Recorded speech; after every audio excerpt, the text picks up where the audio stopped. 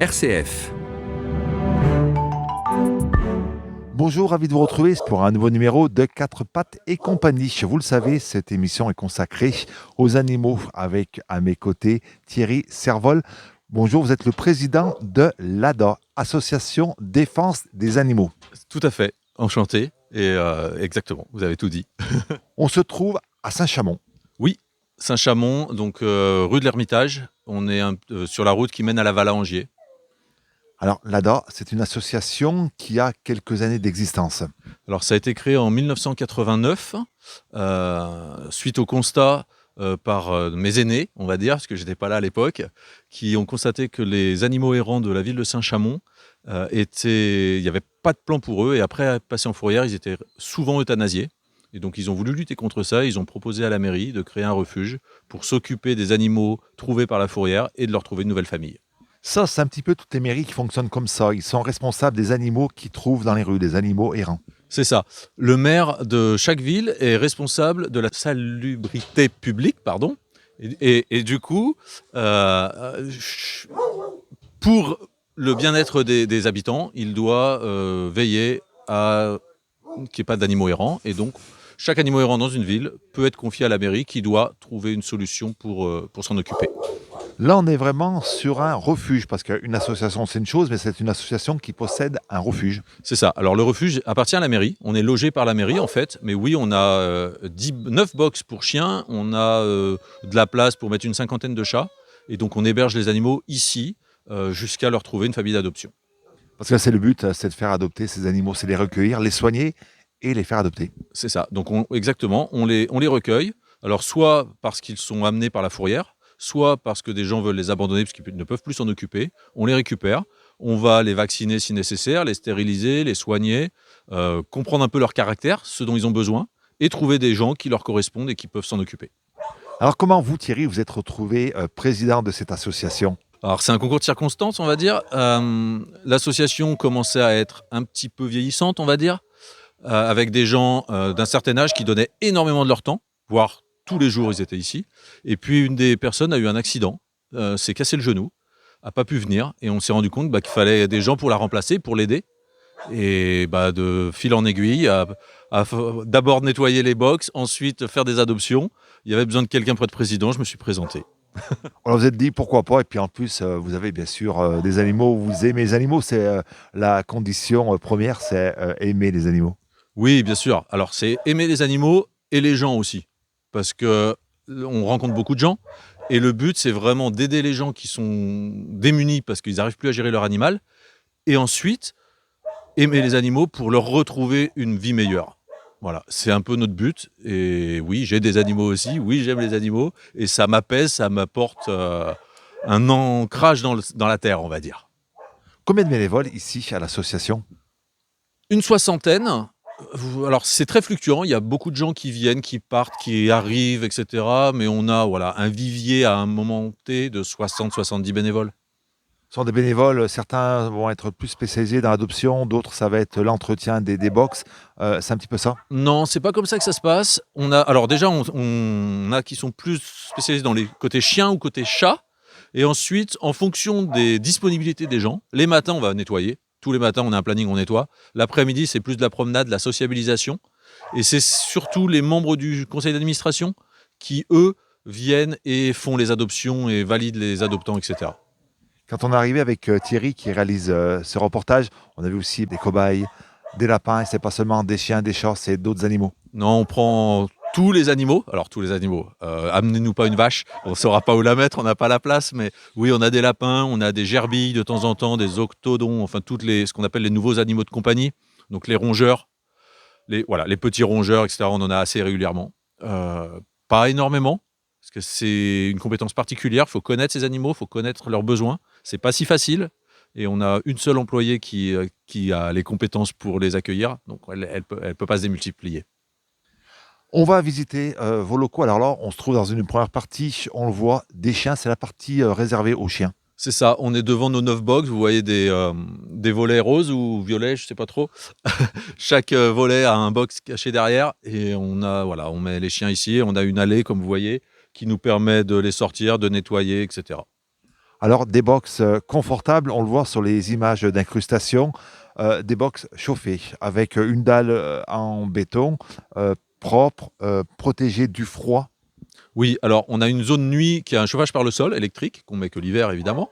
On a une zone bétonnée et on nettoie tous les matins. On désinfecte tous les matins à grande eau tous les box pour que les animaux soient dans des bonnes conditions. Et on a des bâches, des volets pour assurer la chaleur et qu'ils soient à peu près bien. Des box qui malheureusement sont tout le temps plein. L'association fonctionne à plein régime toute l'année. Oui, moi ça fait 3 ans que je suis bénévole, ça fait 1 an que je suis président. J'ai rarement vu un box vide, parce que dès qu'il est vide, on le remplit, parce qu'on a une file d'attente. Et on ne peut pas prendre tous les chiens, et tous les chats d'ailleurs, qu'on nous amène ou qu'on nous propose, parce qu'il y a trop d'abandon. Et vous allez voir nos confrères dans les autres refuges, ça sera la même chose. On est à flux tendu tout le temps. Voilà, c'est pas les abandons spontanés. On doit vous contacter avec, puis vous dire qu'on a intention d'abandonner son animal. Alors, je pense que le premier travail d'un président comme vous, c'est de dissuader un petit peu les gens d'abandonner leur chien ou leur chat. C'est de trouver une solution pour éviter ces abandons qui sont toujours terribles pour l'animal. Alors oui, on conseille, on essaie de comprendre la raison de l'abandon d'abord. Il y a des raisons, malheureusement, on ne peut pas faire autrement. Quelqu'un qui part en hospitalisation de longue durée quand il est âgé, qui n'a pas de famille, on va essayer de lui dire, est-ce que vous avez des gens dans votre famille qui peuvent les accueillir? Si c'est un problème de destruction ou d'éducation, on va conseiller des éducateurs canins. Si c'est temporaire, on peut conseiller des pensions animales. Bon, ensuite, il y a des cas de maltraitance. Là, on les récupère, on ne cherche pas à discuter. Et puis, des fois, il y a des situations qui sont assez terribles et où on se dit non, on n'a pas le choix. Il faut prendre l'animal, il faut aider ces pauvres gens. On va se déplacer. On était côté chien. On le voit au fond, un petit terrain on voit des jeunes chiens. Alors ça, c'est un petit peu pour que les chiens puissent se dégourdir les pattes, on va dire. C'est ça. C'est ça. On a 2 parcs. On en a un petit qu'on voit ici. Il y en a un autre plus grand derrière vous qu'on verra peut-être tout à l'heure. Je ne sais pas. Où ça leur permet de se dégourdir. Donc tous les jours, on les fait se dégourdir un par un ou par groupe dans ces terrains. Et tous les jours, on a des bénévoles qui viennent les promener l'après-midi à raison de 1/2 heure, 3/4 d'heure par chien. Alors là, Thierry, on a changé d'endroit. Nous sommes au milieu des chats. Oui, tout à fait. On est donc dans une cour extérieure avec toit où les chats peuvent librement venir se dégourdir les pattes et prendre l'air. On voit une fenêtre un petit peu au fond. Ils ont une zone intérieure, une zone extérieure et ils se baladent librement dans ces quelques mètres carrés. Beaucoup, beaucoup de chats. Alors, oui, beaucoup de chats. On en a en moyenne une cinquantaine à demeure. Il y a un roulement, hein. On en place 250 par an à peu près. Donc on en fait adopter 250 par an environ. Mais voilà, en période de pic, on va en avoir jusqu'à 70. Et là, en ce moment, entre 40 et 50. Quand vous dites une période de pic, c'est quelle période? Ça va commencer là, on y vient. Ça va commencer en avril avec en fait les chaleurs des chats. Donc il y a énormément de chatons qui naissent au milieu de la rue et les gens nous appellent en disant ah, il y a une portée derrière chez moi, est-ce que vous pouvez venir les récupérer? Et donc on nous amène plein de petits chatons qui peuvent arriver, des fois il faut les biberonner, ils arrivent à 15 jours, ils arrivent à 3 jours, ils arrivent, ça dépend. Donc on essaye de les prendre quand ils sont un peu plus vieux et qu'ils ont été sevrés par leur mère, mais c'est pas toujours facile. Ça devient un petit peu un fléau, ces chats, il y en a de plus en plus, on en voit de plus en plus dans les rues. Des chats sauvages, on va dire. Oui, alors des chats libres, on appelle ça parce ils sont pas sauvages au départ, simplement plus personne s'en occupe. Ou alors des gens les nourrissent, mais ils appartiennent en fait à personne. Euh, il est très important de stériliser vos chats si vous les laissez aller dehors. Parce que j'ai fait une intervention dans une école primaire à Saint-Étienne récemment, où j'avais fait un petit calcul avec un couple de chats. En 5 ans, on se retrouve avec 240 000 chats. En 5 ans. Il y a 175 000 habitants à Saint-Étienne et j'avais pris ces 5 ans justement pour leur montrer qu'à partir de juste 2 chats, il y avait plus de chats que d'habitants à Saint-Étienne. 240 000 chats. Donc, d'où l'importance de faire stériliser ces chats. Oui, c'est très très très important. On croule sous le nombre de chats qui sont dans les villes, qui provoquent des nuisances, parce que ça génère des maladies, ça vide les poubelles, ça dérange les gens avec l'urine. Et il y a énormément de gens qui se plaignent et qui n'en peuvent plus. Et la seule solution qu'on a pour les chats qui sont errants, c'est de les attraper, de les stériliser et de les relâcher au même endroit parce qu'ils sont inapprochables. Donc nous, tous les chats qui sont adoptables parce que suffisamment au contact de l'homme et capables d'être au contact de l'homme, on les garde ici, on les fait adopter dans des familles, mais on en relâche énormément aussi. On stérilise environ une centaine de chats errants par an qu'on relâche à l'endroit où on les a capturés. Vous avez quand même 4 chats ici qui sont là à tout temps, qui sont eux par contre, on peut pas dire irrécupérables, mais inadoptables. C'est ça, on a 4 chats qui sont là depuis une dizaine d'années, qui sont trop sauvages pour qu'on les approche. Même nous, on peut pas les approcher, hein. Alors, il y a quelques bénévoles qui arrivent de temps en temps, mais pas suffisamment pour les attraper et les mettre dans une caisse pour aller les emmener chez le vétérinaire. On est obligé de les endormir à la fléchette ou alors de les attraper avec des lassos pour pouvoir simplement les faire ausculter par un vétérinaire une fois endormis. On le fait de temps en temps, mais voilà, ils sont ici, c'est les chats du refuge et jamais on arrivera à trouver quelqu'un qui les prend parce que ça serait même le chat étant territorial, ça serait même contre-indiqué pour son bien-être. Il habite ici, il habite dans cet enclos et il y restera toute sa vie. Ils sont 4 comme ça. Vous travaillez en collaboration avec d'autres associations. Alors, on est à proximité de Saint-Étienne, on pense à l'SPA, on pense à Michat, mais aussi sur des associations comme la SPA de Brignais, qui est une grande, grande SPA. Oui, alors on travaille avec les SPA, on s'entraide. On travaille aussi avec les autres petites associations. Je pense à Lucci Co, qui s'occupe énormément de chats et de chiens difficiles. On va s'entraider assez régulièrement. Quand on a un animal trop compliqué, ils vont nous aider parce qu'ils ont des compétences qu'on n'a pas. Quand ils ont besoin de place, on les aide. On travaille avec le Centre de protection des animaux, qui font des enquêtes de maltraitance et qui, quand ils ont des animaux qui ne savent pas où placer, vont nous demander de l'aide. C'est arrivé récemment avec des chats. On a trouvé à un endroit une quarantaine de chats qui n'étaient pas très, très bien traités, on va dire. On en a récupéré quelques-uns ici. Et vous avez des familles d'accueil aussi qui accueillent justement des animaux en attendant qu'une place se libère, aussi bien pour les chats que pour les chiens. Alors, les familles d'accueil, c'est pas vraiment pour que les places se libèrent, c'est surtout quand on a des chats qui sont atteints de maladies contagieuses, par exemple. La FIV, la FELV, alors je vais pas vous donner le détail parce que je ne connais pas ce qui se cache derrière les initiales, mais ces chats-là sont contagieux pour les autres chats. Et dans ces cas-là, on les met dans des familles d'accueil pour qu'ils puissent être isolés et ne pas contaminer d'autres chats finalement. Ici, aucun animal n'est euthanasié. On euthanasie aucun animal sauf sur décision vétérinaire. Donc même un animal méchant, on ne les euthanasie pas. Il nous est arrivé d'avoir des chiens qui ont fait des dégâts sur plusieurs personnes avec des points de suture sur plusieurs personnes. On a toujours trouvé une solution. J'ai un exemple d'il y a 2 ans, un Malinois, Ralph, qui a blessé 4 bénévoles en 3 semaines, avec 7 ou 8 points de suture à chaque fois, avec des gens qui étaient vraiment très très touchés. On a trouvé une association, Lucci Co, qui nous a trouvé un éducateur qui a dressé cet animal, ou éduqué on devrait dire, et maintenant il est dans la police, et dans la gendarmerie, pardon, et il recherche des explosifs. Donc il y a moyen d'en faire quelque chose. Il faut juste les bonnes personnes au bon moment, avec du courage et de la motivation. Vous travaillez bien sûr avec des vétérinaires, toujours les mêmes vétérinaires, avec des éducateurs canins. Oui, on a 2 bénévoles qui sont éducateurs canins, qui viennent bénévolement, de temps en temps, on va les facturer aussi quand on leur demande un peu plus, parce qu'il faut qu'ils vivent aussi, ces gens-là. On travaille avec plusieurs vétérinaires, que ce soit à Saint-Chamond, à Rive-de-Gier, à Saint-Paul-en-Jarret. En fonction des besoins, on va chez l'un ou chez l'autre, et puis pour faire vivre un peu tout le monde aussi.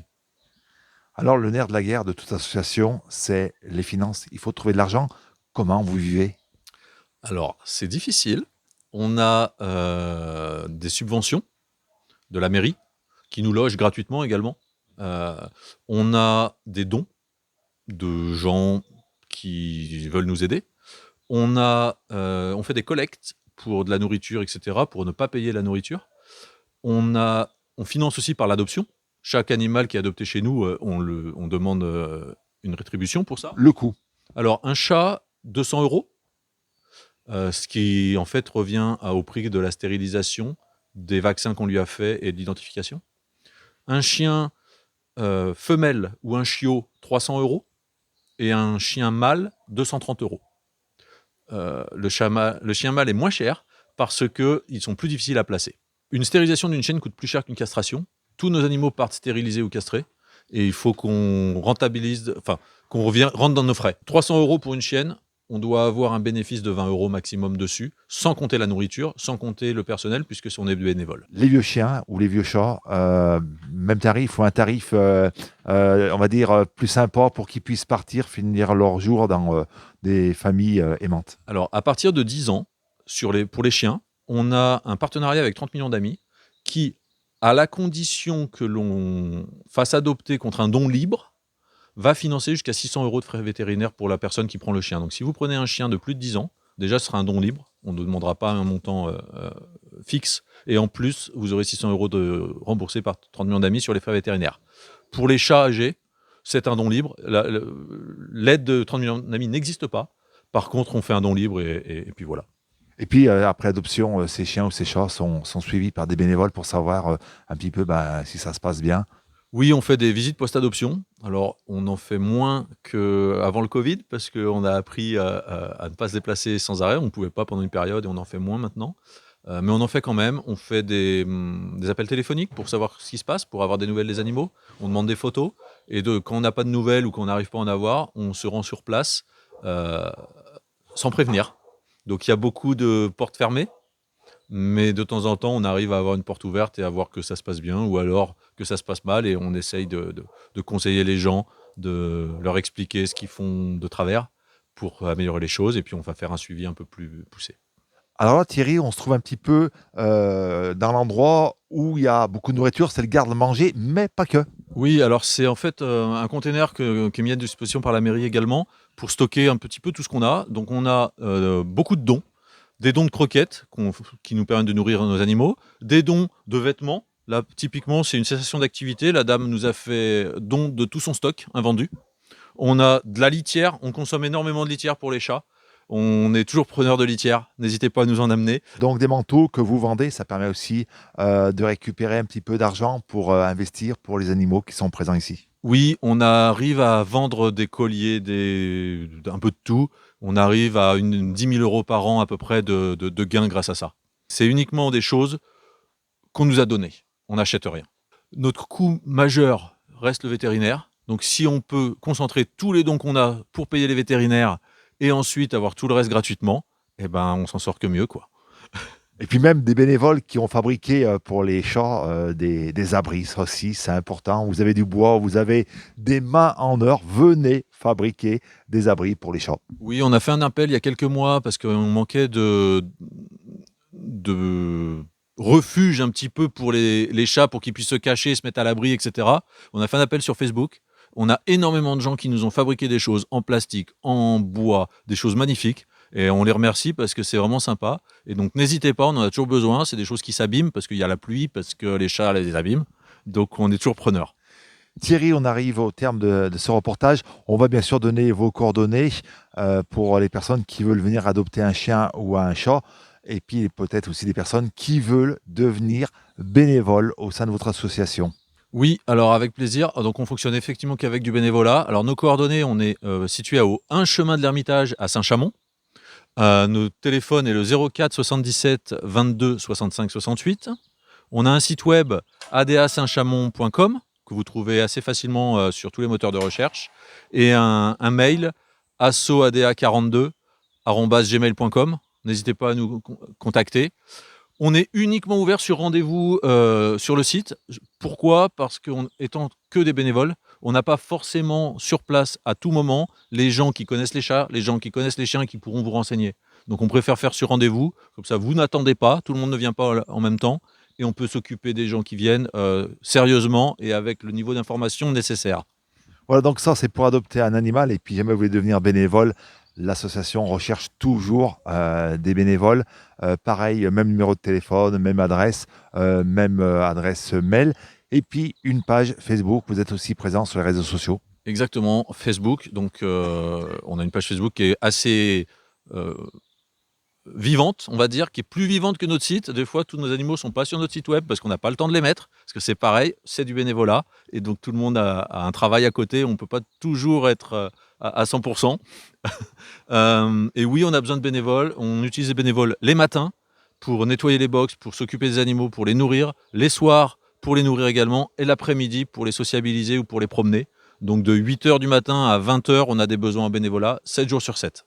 pour venir les câliner, pour venir les brosser, pour les chiens, pour les chats. Donc, vous aimez les animaux, vous avez du temps de libre, n'hésitez pas, venez ici à Saint-Chamond. Mille merci Thierry, et puis on va continuer à suivre l'actualité de votre association. Merci beaucoup. Merci beaucoup à vous et revenez quand vous voulez.